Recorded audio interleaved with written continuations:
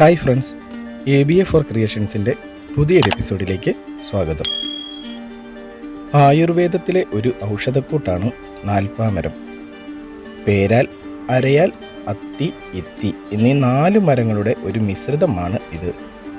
4 പാൽ മരങ്ങൾ എന്ന പേരിൽ നിന്നാണ് നാൽപ്പാമരം എന്ന പേര് ഇതിന് ലഭിച്ചത്. ഈ 4 മരങ്ങളെയാണ് ഇന്ന് നമ്മൾ പരിചയപ്പെടാൻ പോകുന്നത്.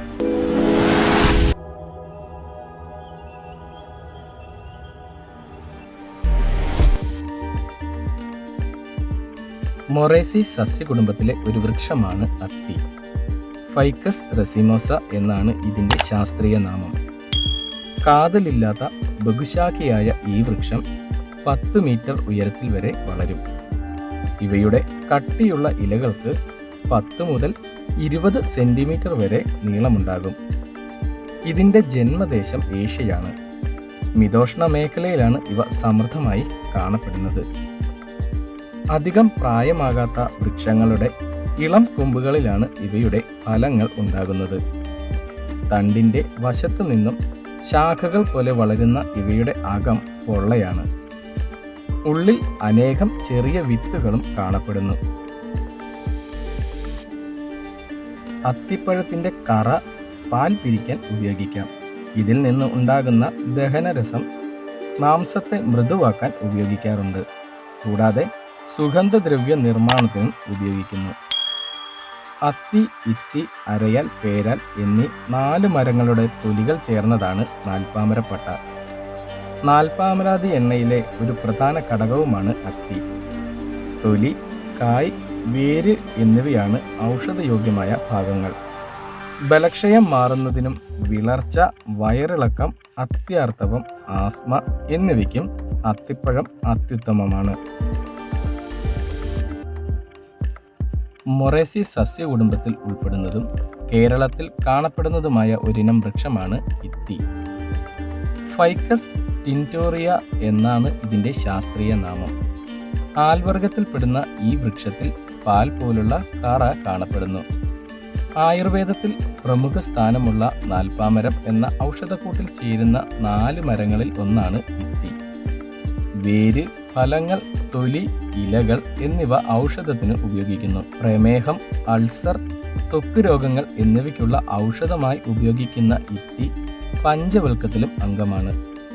ഇത്തിയുടെ തൊലിയിൽ ടാനിൻ, വാക്സ്, സാപ്പോണിൻ എന്നിവ അടങ്ങിയിട്ടുണ്ട്. രക്തശുദ്ധിക്കും പ്രമേഹ രോഗികളിൽ പഞ്ചസാരയുടെ അളവ് കുറയ്ക്കുന്നതിനും കുഷ്ഠം, അർശസ്, കഫ, പിത്ത രോഗങ്ങൾ എന്നിവയ്ക്കും ഉത്തമ ഔഷധമായി ഇത്തി ഉപയോഗിക്കുന്നു. ഏറെക്കുറെ അത്തിയുടെ എല്ലാ ഗുണങ്ങളും ഇത്തിയിലും കാണപ്പെടുന്നു.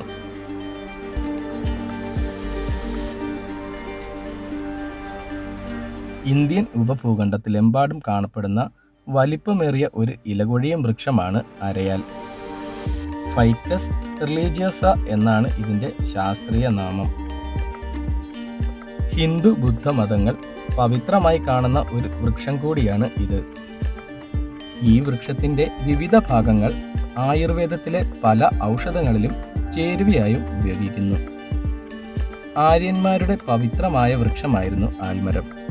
ആര്യ എന്ന സംസ്കൃത പദത്തിൽ നിന്നുമാണ് ആര്യ ആൽ എന്നും പിന്നീടത് അരയാൽ എന്നും ആയി മാറിയത്.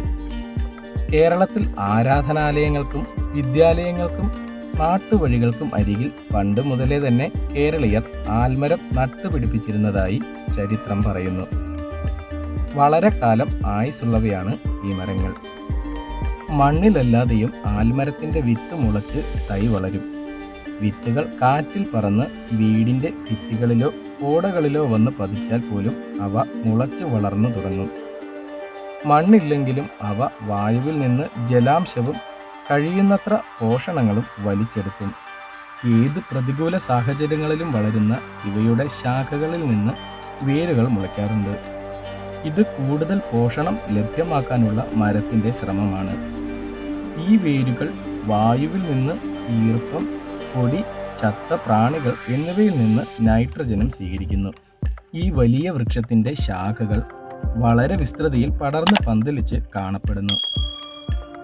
ഇവയുടെ ഇലകളുടെ അഗ്രം വാല് പോലെ നീണ്ടാണ് ഇരിക്കുന്നത്. ഉണ്ടാവുമ്പോൾ ഇലകൾക്ക് ഇളം ചുവപ്പ് നിറമായിരിക്കും. പിന്നീടാണ് ഇവയ്ക്ക് പച്ച നിറം പ്രാപിക്കുന്നത്.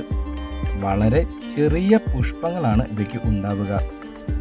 ആൽമരത്തിൻ്റെ കായ്കൾ ചെറുതും ഗോളാകൃതിയിലുള്ളതും അനേകം വിത്തുകൾ നിറഞ്ഞതും പച്ച നിറത്തിൽ ഉള്ളതുമാണ്.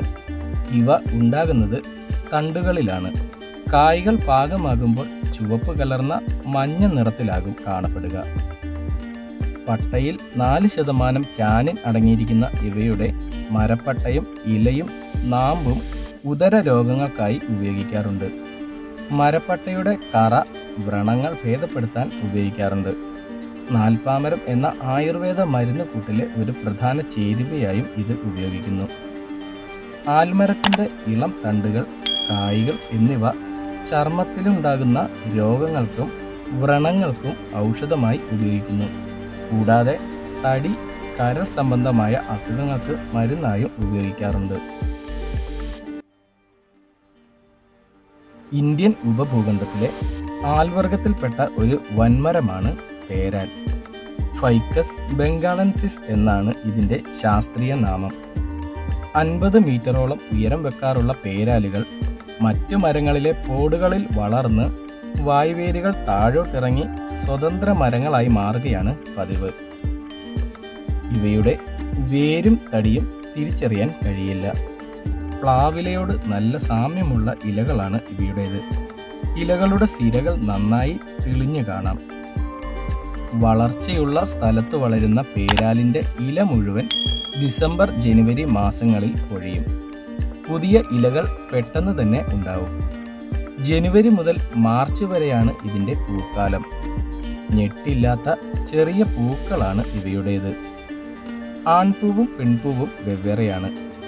ഇവയുടെ കായ വിളയാൻ 3 മാസം വേണം. വിളഞ്ഞ കായ് ചുമന്നിരിക്കും. ഏകദേശം 2.5 സെൻറ്റിമീറ്റർ വ്യാസവും 1.25 ഗ്രാം തൂക്കവും കാണും. കായ്കൾ പഴുക്കുന്ന കാലത്ത് ധാരാളം പക്ഷികൾ പഴം തിന്നാനെത്തും.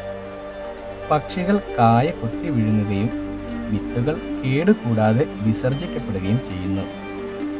മതിലിൻ്റെ വിടവുകളിലോ മരത്തിൻ്റെ പോടുകളിലോ വിസർജിക്കപ്പെടുന്ന വിത്തുകൾ മുളച്ചു വരുന്നു. പക്ഷികൾ വിസർജിക്കുന്ന വിത്തുകൾക്ക് മുളയ്ക്കാനുള്ള ശേഷി കൂടുതലുണ്ട്. വിത്തുവാഹികളിൽ പ്രധാനി മൈനയാണ്. വളർന്നു തുടങ്ങുന്നതോടെ വേഗത്തിൽ നിലത്തെത്തുന്ന വായുവേരുകൾ താങ്ങുവേരുകളാകുന്നു. ഈ താങ്ങുവേരുകൾ മൂലം ആതിഥേയ മരം നശിച്ചു പോയേക്കാം. ഇതിനാൽ പേരാലിനെ കാട്ടിലെ ഏറ്റവും വലിയ കുറ്റവാളിയായി കണക്കാക്കുന്നു. മനോഹരമായ ഈ വൃക്ഷം ഒരു മികച്ച ഉദ്യാന വൃക്ഷമായി വളർത്തപ്പെടുന്നു. ബോൺസായി ആയും പേരാലിനെ വളർത്താറുണ്ട്. ഓരോ ആൽമരത്തിലും പരാഗണം നടക്കണമെങ്കിൽ ഓരോ പ്രത്യേകം കടന്നലുകൾ ആവശ്യമാണ്. പേരാലിൻ്റെ പരാഗണത്തിന് സഹായിക്കുന്ന കടന്നൽ യൂപ്രസ്റ്റിന മസോണി ആണ്. പേരാലിൻ്റെ തൊലിയിൽ ടാനിനും ഔഷധാംശവുമുണ്ട്. ത്വക്ക് രോഗത്തിനും വയറിളക്കത്തിനും പ്രമേഹത്തിനും അൾസറിനും അലർജിക്കുമെല്ലാം പേരാൽ ഔഷധമായി ഉപയോഗിക്കുന്നു. വേര്, തൊലി, ഇലകൾ, മുകുളം, പഴം, കറ എന്നിവ മരുന്നായി ഉപയോഗിക്കുന്നു. വായു മലിനീകരണത്തെ പിടിച്ചു നിർത്താൻ ഏറ്റവും കഴിവുള്ള മരമാണെന്ന് ഗവേഷണങ്ങളിൽ പറയുന്നു. ആലിൻകായ്കൾ ഭക്ഷിക്കുന്ന കാക്കകൾ ഉൾപ്പെടെയുള്ള പക്ഷികളാണ് ആൽമരത്തിനെ സഹായിച്ചിരുന്നതെങ്കിലും കാക്കകളും പക്ഷികളും വംശനാശ ഭീഷണി നേരിടുന്നതും ആൽമരങ്ങളുടെ വ്യാപനത്തെ ബാധിക്കുന്നുണ്ടെന്നും പഠനങ്ങളിൽ പറയുന്നു. ഇന്നത്തെ വീഡിയോ ഇവിടെ പൂർണ്ണമാകുന്നു. ഈ വീഡിയോ നിങ്ങൾക്കിഷ്ടമായെങ്കിൽ മറ്റുള്ളവർക്കായി ഷെയർ ചെയ്യുക, ലൈക്ക് ചെയ്യുക. സബ്സ്ക്രൈബ് ചെയ്യാത്തവരുണ്ടെങ്കിൽ സബ്സ്ക്രൈബ് ചെയ്യുക. പുതിയൊരു വീഡിയോയുമായി വീണ്ടും കാണാം.